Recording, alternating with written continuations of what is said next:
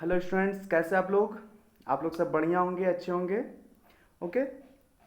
तो हम लोग जैसा कि पिछली क्लासेस में देखा था, पोजीशन वेक्टर डिस्प्लेसमेंट वेक्टर के बारे में पढ़ा। पोजीशन वेक्टर को अच्छे से समझा। बहुत एक दो बच्चे सवाल भी किए कि सर पोजीशन वेक्टर मेरे को नहीं समझ में आया। तो उन लोगों को मैं बतलाना चाहता हूँ कि पोजीशन वेक्टर अगर समझ में नहीं आया तो आप वीडियो को फिर से देखिए। ओके। उसके बाद ना समझ में आए तो मेरे से पूछिए। ठीक है, फिर भी एक बार मैं बतला देता हूँ पोजीशन वेक्टर बोलते किसको है। तो पोजीशन वेक्टर जस्ट लाइक हम लोग जो 10th क्लास में कोऑर्डिनेट ज्योमेट्री में जो पढ़े थे वही टर्म को शो करता है। जिस तरह से कोऑर्डिनेट ज्योमेट्री में पढ़े थे एक्स एक्सिस और वाई एक्सिस।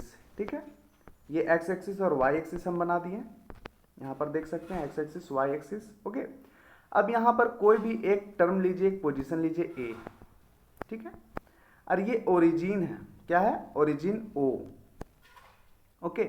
अब यहां से ये डिस्टेंस शो करेगा या फिर इस ओरिजिन से लेकर ए तक का पोजीशन पोजीशन वेक्टर शो करेगा। तो इसलिए पोजीशन वेक्टर को सबसे पहले डिनोट किस चीज से करेंगे? तो भैया यहाँ ओ ए हो जाएगा पोजीशन वेक्टर हमारा, क्योंकि ओरिजिन से ही डिस्टेंस का मेंटेनेंस होता है। ओके। तो ओ ए वेक्टर मतलब हर पोजीशन वेक्टर के लिए हम लोग ओ टर्म जरूर लिखेंगे, कोई भी वेक्टर साथ में। ओके।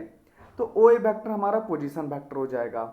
अब ए में जो टर्म हमारा दिया हुआ रहेगा, मान लो 2 3 4 दिया हुआ है, यहाँ हटेगा नहीं। 2 3 4 हमारा जो टर्म है वो दिया हुआ है। अब ओ ए पोजीशन वेक्टर के लिए हम लोग जो वेक्टर लिखेंगे वो अब लिखते हैं। ठीक है, तो यहाँ से देख सकते हैं आप लोग।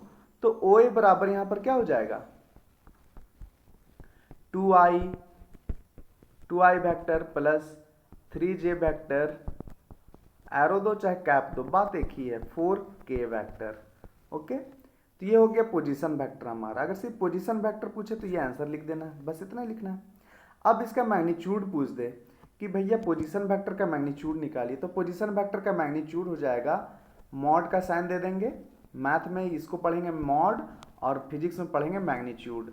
तो इसका जो फॉर्मूला हम बताए थे, root under X square plus Y square plus Z square बताए थे। ठीक है, ये बतलाए थे हम। तो ये क्या था हमारा? X square plus Y square plus Z square, ये फॉर्मूला है। अब एक्स वाई जेड है क्या? तो यही ना है। आई का कॉफिशिएंट को एक्स बोलते हैं, जे का कॉफिशिएंट को वाई बोलते हैं, और जेड के का कॉफिशिएंट को जेड बोलते हैं। ओके। तो ये हमारा टर्म है, इसी का वैल्यू पुट करना है और जो वैल्यू आएगा उसको हम लोग जोड़कर लिख देंगे। ओके। तो ये था पोजीशन वेक्टर, सिंपल हमारा। अब जो टर्म हम बतलाने जा रहे हैं, और हम पिछले वीडियो में बतला चुके हैं डेफिनेशन, कि दो वेक्टर को अगर जोड़ना हो तो हम कैसे जोड़ सकते हैं। दो वेक्टर को जोड़ना हो तो कैसे जोड़ सकते हैं? क्या 4 प्लस 4 बराबर 8 लिख देंगे? नहीं, 4 प्लस 4 कभी कभी 10 भी हो सकता है, कभी कभी 10 भी हो सकता है। ओके। तो यहाँ पर आप लोग देख सकते हैं कि दो वेक्टर को जोड़ने के लिए ना बहुत सारा रूल है, बहुत सारा रूल है। तो एक है वेक्टर एडिशन। अब बोलिएगा सर ये टर्म कहाँ मिला था? तो स्केलर और वेक्टर का डेफिनेशन जब आप लोगों को हम पढ़ा रहे थे तो वहाँ पर याद कीजिए, वेक्टर का जो डेफिनेशन था magnitude plus direction plus triangle law of vector addition को फॉलो करता था, या पैरेललोग्राम लॉ को फॉलो करना चाहिए, तभी जाके वो वेक्टर एडिशन होगा। तो बतलाएं तो वहाँ पर कि वो टर्म को हम बाद में बतलाएंगे। वो टर्म यही है कि कोई भी दो वेक्टर को जोड़ना है तो उसके लिए क्या होगा, सिर्फ ये सीख जाइए, प्लस प्लस करना सीख जाइए। अगर प्लस सीख गए तो आप माइनस भी सीख जाएंगे। तो सोचिए, जोड़ घटाओ अभी सिखाना पड़ रहा है हमको। क्या सिखलाना पड़ रहा है? जोड़ घटाओ। सोचिए कितना छोटा सा चीज़ मैं सिखलाने वाला हूँ। तो ये मत सोचिएगा जो स्कूल में आप लोगों ने पढ़ा वही एडिशन और सब्सट्रैक्शन अभी आप लोग सीखने वाले हैं। स्कूल्स वाले एडिशन सब्सट्रैक्शन अलग और अभी वाले टर्म अलग हैं। ओके। तो यहाँ से आप लोग देख सकते हैं, अभी से लेकर 15 मिनट तक या 10 से 12 मिनट तक एकदम कंसंट्रेट हो जाइए, क्योंकि कंसंट्रेशन के बाद ही आप लोगों को ये टर्म समझ में आएगा। और ये जो तीन ठो है ना मेथड जोड़ने के लिए वेक्टर को, इस तीनों का तीनों एक जैसा है। अगर एक ठो आप समझ गए ना तो वो सेम टू सेम अब लिख आगे बतलाएंगे कि पैरेललोग्राम ट्रायंगल लॉ पर बेस्ड है, पॉलीगॉन ट्रायंगल लॉ पर बेस्ड है, ऐसे करके लिखकर हम आगे बढ़ा सकते हैं डेफिनेशंस को। ओके। तो पहले आपको लोग को पहला वाला समझना होगा, triangle law of vector addition है क्या। अगर ये समझ गए तो एकदम क्लियर। ये चैप्टर का मान लीजिए सबसे जड़ वाला टॉपिक है ये। ठीक है। तो सीबीएसई वाले खासकर ये ध्यान देंगे। क्या ध्यान देंगे? ये एक्सप्रेशन कैसे हम निकाल रहे हैं, triangle law of vector addition को कैसे हम टर्मोलॉजी उसका टर्म यूज करके उसका टर्मोलॉजी निकाल रहे हैं, उसका जो फॉर्मूला क्रिएट कर रहे हैं वो कैसे कर रहे हैं उस पर ध्यान दीजिएगा। और सीबीएसई स्टेट बोर्ड वाले, जैक बोर्ड वाले खासकर ये ध्यान देंगे कि इसका जो फॉर्मूला है उसको एकदम रट्टा मार लेंगे। मैग्नीट्यूड आगे टर्म बतलाएंगे, मैग्नीट्यूड निकालने का एक जो फॉर्मूला है उसको एकदम रट्टा मार लेंगे, क्योंकि ये टॉपिक आज सिखलाएंगे और पूरा 12th का लास्ट क्लासेस तक बार बार रिपीट होगा यही चीज़। तो आपको याद रखिएगा, तभी जाके मेरे सवालों का जवाब आप दे पाइएगा ना। तो triangle law of vector addition क्या है हमारा? Triangle law of vector addition हम पिछले क्लासेस में बतला चुके हैं। सेम ऑर्डर, एक ट्रायंगल है, ट्रायंगल का दो साइड दो वेक्टर को रिप्रेजेंट करेगा सेम ऑर्डर में। ठीक है, यहां पर आप लोग देख सकते हैं डेफिनेशन कि according to this law if two vectors are represented by two sides of a triangle same order, triangle का दो साइड दो वेक्टर को रिप्रेजेंट कर रहा है सेम ऑर्डर में। क्या है? Same order. क्यों जोर दे रहे रे भाई? सेम ऑर्डर क्या है समझिए इस चीज को।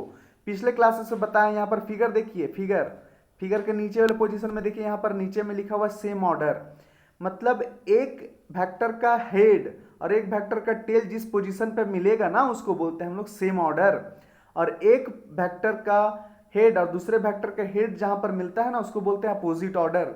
लगेगा उल्टा है लेकिन हाँ याद रखना है इसी टाइप से आपको। ओके, तो then resultant vector of the resultant of this vector is along the third side of the triangle is opposite order. तो जो रिजल्टेंट वेक्टर होगा वो दोनों साइड का जो दो वेक्टर रिप्रेजेंट कर रहा था उसका अपोजिट में प्रेजेंट होगा, रिप्रेजेंट करेगा रिजल्टेंट वेक्टर को। तो यहाँ पर फिगर गौर से देखिए, तो यहाँ पर ए वेक्टर बी वेक्टर दो साइड्स को शो कर रहा है। ठीक है, इसका अपोजिट वाला जो रिजल्टेंट वेक्टर होगा दोनों के सम के बराबर होगा।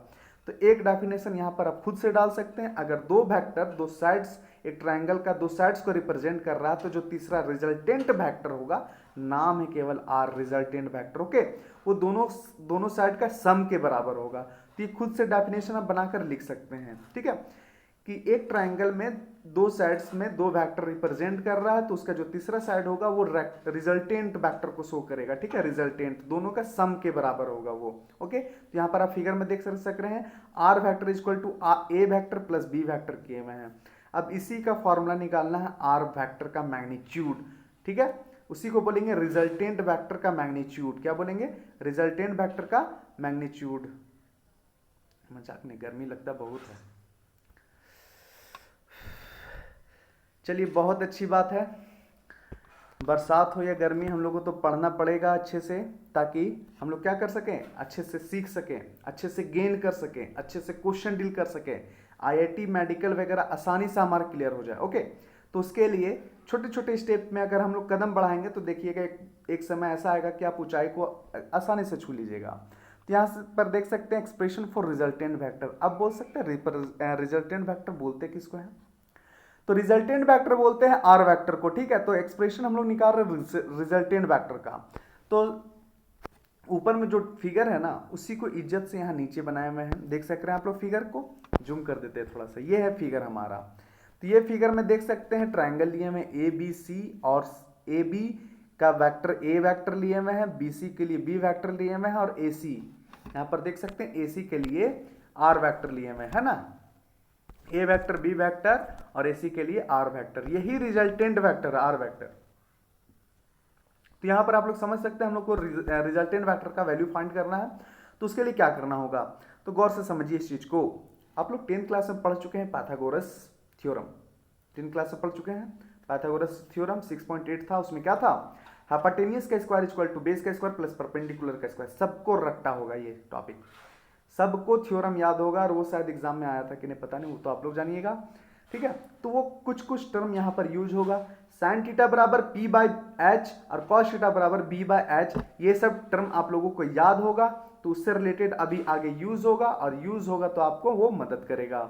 ठीक है, तो आपको याद रखना। अगर याद नहीं है तो एक बार जल्दी से उसको पेज को पलट के देख लीजिए, या फिर हम तो बतला ही दिए, क्या देखना। ओके, तो यहां पर देख सकते हैं फिगर को अच्छे तरह से समझ में आ रहा है। आप देखिएगा डॉटेड लाइन से कुछ हम यहाँ कंस्ट्रक्शन किए हुए हैं। तो ए बी वेक्टर जो ए जा रहा है ना बाबू जिस रास्ते में, उसी रास्ते को थोड़ा आगे बढ़ा दिए हैं। ठीक है, ए बी को बढ़ा दिए हैं डी तक। ठीक है, ए को बढ़ा दिए हैं डी तक। यहां पर समझिए इस चीज को अच्छा से एक बार कर लेते हैं। फिगर को बीच में रखते हैं ना, इस चीज़ को समझाना बहुत ज़रूरी है, क्योंकि आप लोग लगता होगा कि ये टॉपिक आसान है, मतलब लगेगा मेरे बतलाने के बाद, लेकिन अगर समझिएगा तब आसान लगेगा, वरना तो ये आपको पानी पिला देगा ये टॉपिक। ठीक है, बहुत सारे टीचर का वीडियोस आप देख सकते हैं, रिजल्टेंट वेक्टर, दो वेक्टर को जोड़ने के लिए triangle law of vector addition जो डेफिनेशन है वो, और साथ में उसका एक्सप्रेशन कंपेयर कर लीजिएगा वीडियो से, आप लोग को पता चल जाएगा कौन क्या है क्या नहीं है। ठीक है, तो कंपेयरिंग के जरिए हम पता कर सकते हैं कौन से टीचर क्या दे रहे हैं क्या नहीं दे रहे हैं। तो यहाँ पर देखिए ये जो ए बी वैक्टर है ना, ये एरो साइन क्या शो करता है कि एरो साइन वो आगे जाता रहेगा, क्या होगा, आगे जाता रहेगा, तो हम इसको आगे बढ़ा सकते हैं, तो भैया उसको आगे बढ़ा दिए हैं। अब ए बी जो था वो ए डी हो गया है, क्या हो गया है, ए डी हो गया। ओके, तो अब ए सी और ए डी के बीच में जो एंगल यहां पर बना हुआ है वो थीटा है, ए सी और ए डी के बीच में जो एंगल बना हुआ वो क्या है, थीटा है हमारा, तो थीटा एंगल हुआ हमारा। ठीक है, तो किसके किसके बीच का एंगल है थीटा, वो ध्यान रखिएगा, वेक्टर ए और वेक्टर बी के बीच का एंगल है थीटा। यहां पर सवाल लास्ट में उठता है बाद में स्टूडेंट से कि सर ए वेक्टर यहां पर है, बी वेक्टर यहां पर है, तो एंगल यहां पर बनना चाहिए। तो भैया वेक्टर ए यहां पर है, वेक्टर बी यहां पर है, और एंगल आप यहां बना दिए हैं, ये सवाल उठता है। वही सवाल को, मतलब सवाल का जवाब के लिए ये ए वेक्टर अब पहुंच गया यहां पर और बी वेक्टर है यहां पर, तो दोनों के बीच में एंगल बना ना ये थीटा बाबू, तो यही सवाल का जवाब है ये। ठीक है, तो मेरे दिमाग में हम जहां फंसे थे, हम जब ये टॉपिक पढ़ रहे थे तो मेरे को ये टॉपिक डिस्टर्ब कर रहा था। ठीक है, ताकि अब तुमको डिस्टर्बेंस ना हो, पढ़ने के बाद समझ में आता, हम तो बता के निकल जाते, तुम्हारे लिए क्या होता। अब समझो इस टॉपिक को, अब सारा चीज बतला दिए ना, अब समझ में आएगा तुमको। रिजल्टेंट वेक्टर हम लोग को फाइंड करना है, तो consider two vector A and B are represented A B vector and B C vector of a triangle in same order. तो ए बी और बी सी ए और बी वेक्टर को शो कर रहा है, resultant of these vector R is A C, R is A C. Okay, तो A सी जो है हमारा वो है क्या, आर वेक्टर को रिप्रेजेंट कर रहा है, वही रिजल्टेंट वेक्टर, उसी का वैल्यू फाइंड करना है हम लोगों को। Concentrate, let theta be the angle between A and B. देखे ना, बोले ना थीटा किसके बीच का एंगल है, ए और बी का बीच का एंगल है। अब बोलिएगा सर ए और आर के बीच में नहीं बनेगा, हम बनेगा, श्योर बनेगा, वहां पर अल्फा लिखे हुए हैं, फिगर में देखिए गौर से, तो अल्फा एंगल के लिए भी अलग से हम बतलाएंगे। और यहां पर आप लोग देख सकते हैं थीटा एंगल, क्या देख सकते हैं, थीटा एंगल ए और बी का बीच का एंगल है, थीटा ए और बी का बीच का एंगल है। ओके, तो यहां पर आप लोग समझ सकते हैं, क्या समझ सकते हैं, हाँ समझ में आ रहा है, थीटा किसके बीच का एंगल है, ए और बी के बीच का। कुछ कंस्ट्रक्शन किए हुए थे डॉटेड वाला, draw C D perpendicular to A D, dotted line दिख रहा है आप लोगों को फिगर में, तो C D perpendicular A D line खींचे हुए, यहां पर देखिए C D perpendicular to A D, तो यहाँ 90 डिग्री का एंगल बना रहा है। अब ये ट्राइंगल पर फोकस कीजिएगा, जो नया ट्राइंगल बनकर उभरा, ए सी डी या ए डी सी, ये ट्राइंगल दिख रहा है ना, इसी पर हम सारा अभी टर्मिनोलॉजी यूज करने वाले हैं। तो यहाँ एक छोटा सा वैल्यू या एक छोटा सा चीज लिखे हुए हैं, मैग्नीट्यूड ऑफ ए वेक्टर बराबर ए होता है, मतलब वेक्टर ए में अगर मैग्नीट्यूड लगा दे तो भैया वो वेक्टर से फ्री हो जाता है। ओके, तो यहां पर आप लोग देख सकते हैं वेक्टर ए का मैग्नीट्यूड ए हो जाता है और वेक्टर बी का मैग्नीट्यूड बी हो जाता है।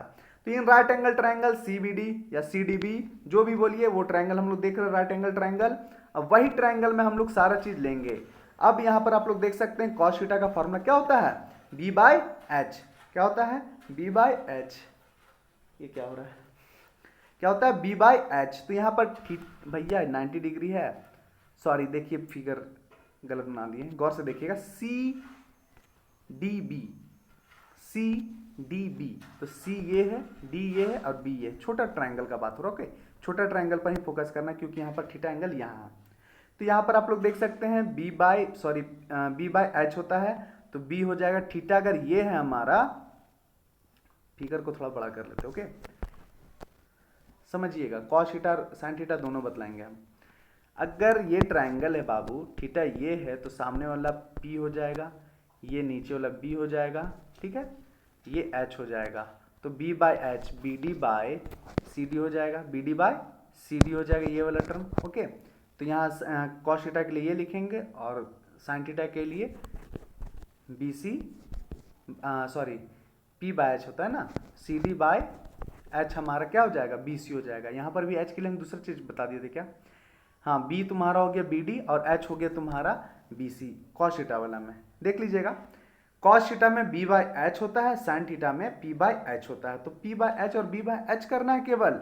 अब यहाँ पर देख सकते हैं, गौर से देखिएगा पूरा फिगर साफ, यहां से B से लेकर C तक को हम B बोल रहे हैं और B से लेकर D तक को A बोल रहे हैं। लिखा हुआ नहीं है, लिख लीजिए A। ओके, तो यहां पर फिगर आप लोग को समझ में आ रहा होगा।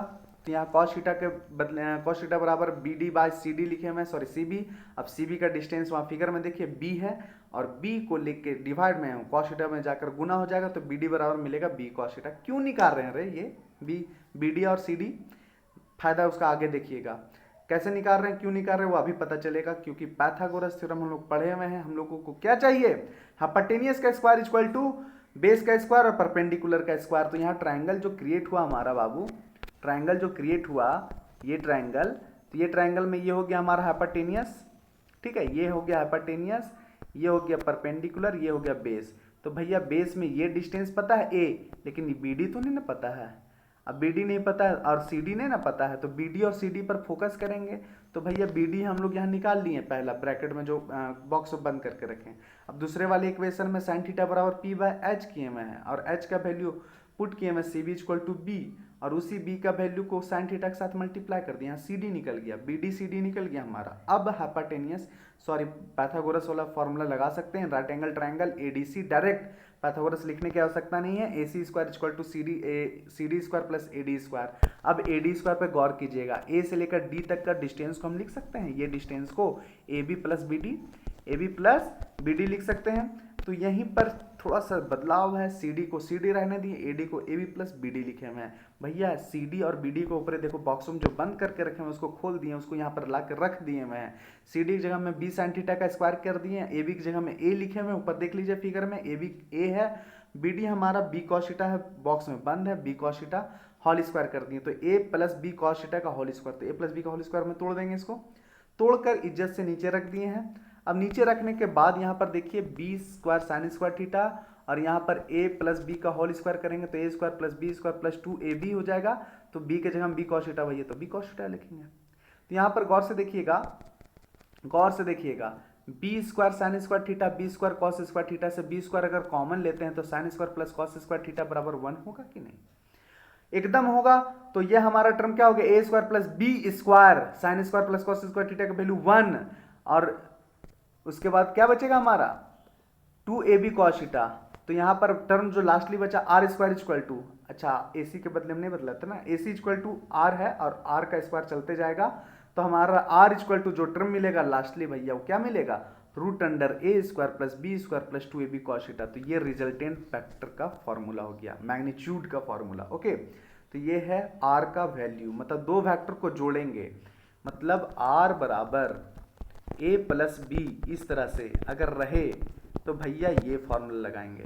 कौन फॉर्मूला लगाएंगे, ये फॉर्मूला लगाएंगे, ये ठीक है, रट्टा मार लीजिए ये ब्रैकेट वाला जो हम root under A square plus B square plus 2AB cos theta, root under A square plus B square plus 2AB cos theta, दो वेक्टर को जोड़ने के लिए यही फॉर्मूला। अब बोले सर प्लस सीख जाएंगे तो माइनस खुद ब खुद सीख जाएंगे। तो भैया अगर A माइनस B दिया हुआ है, A माइनस B अगर दिया हुआ है तुम्हारा, क्या दिया हुआ है, A माइनस B दिया हुआ है, जैसे R बराबर vector A minus vector B दिया हुआ है। तो भैया इसको अपना मैथ अगर आप थोड़ा बहुत भी जान रहे होंगे, मैथ अगर थोड़ा बहुत जान भी रहे होंगे तो आप कह सकते हैं vector A plus bracket minus B vector लिख सकते हैं।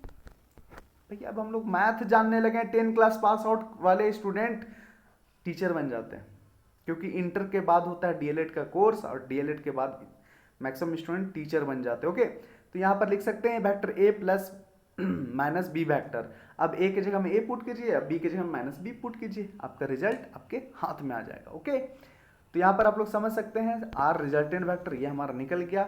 वो थीटा एंगल, यहाँ cos थीटा जो एंगल है ना वो A और B के बीच का एंगल है, A और B का बीच का एंगल, आगे बहुत यूज है। अब उसी तरह से अल्फा किसके किसके बीच का, A और R के बीच का एंगल, तो भैया 10 अल्फा लिए हुए हैं, 10 अल्फा का P बाय B होता है, बस ऊपर वाला फिगर से हम यहाँ वैल्यू पुट कर दिए हैं। तो टेन अल्फा बराबर A B sine theta divide by A plus B cos theta होता है। ओके, अब यहाँ देख सकते हैं कॉस थीटा का जो अलग अलग वैल्यू है उसको रट्टा मार लो। 10 क्लास में तुम पढ़े हो 180 तक याद कर लो, क्योंकि बार बार हम मतलब फिजिक्स में कॉस थीटा का वैल्यू 75 बार यूज होगा, तो आप लोगों को याद रखना होगा कि वो क्या है, कितना होता है वैल्यू। कॉस 180 बोलेंगे तो -1 आप लोग को याद रखना है। ओके, तो यहाँ पर आप लोग देख सकते हैं, समझ सकते हैं। अब इसके नीचे जो न्यूमेरिकल है इतना सारा, वो न्यूमेरिकल हम सॉल्व करवाएंगे और आपको खुद से भी सॉल्व करना है, ठीक है। तो कुछ कुछ न्यूमेरिकल मैं सॉल्व करूंगा और कुछ कुछ आपको सॉल्व करना है, ठीक है। तो वो कुछ कुछ से कहाँ से स्टार्ट होगा, तो एक बार हिंट हम कर देंगे, उसके बाद आप बनाइएगा। तो नेक्स्ट वीडियो में मैं सारा न्यूमेरिकल्स का हिंट करूंगा, जो नहीं बनेगा वो पॉइंट वो क्वेश्चन हमको लिख के बोल दीजिए कि सर क्वेश्चन नंबर ये, क्वेश्चन नंबर ये नहीं बना है। ऐसे तो नंबरिंग तो मैं दिया हुआ नहीं हूँ किसी भी क्वेश्चन में, तो कोशिश कीजिएगा। और जो भी है अपने से अगर नंबरिंग कर दीजिएगा 1 2 3 4 5 6 7 8 जो भी क्वेश्चन है उसमें बतला दीजिए क्वेश्चन नंबर 7 ये है, मतलब नहीं समझ में आया सर या नहीं बना। ओके, तो खुद से ट्राई कीजिएगा, लेकिन मेरे बतलाने के बाद, लेकिन पहला दूसरा क्वेश्चन आपसे बनना चाहिए, ट्राई कीजिएगा। ओके, तो मिलते हैं नेक्स्ट वीडियो में। वीडियो काफ़ी लंबा हो चुका है, तो कोई बात नहीं, होने दीजिए लंबा, देखते हैं किसी तरह से आप लोगों तक पहुंचा सके तो।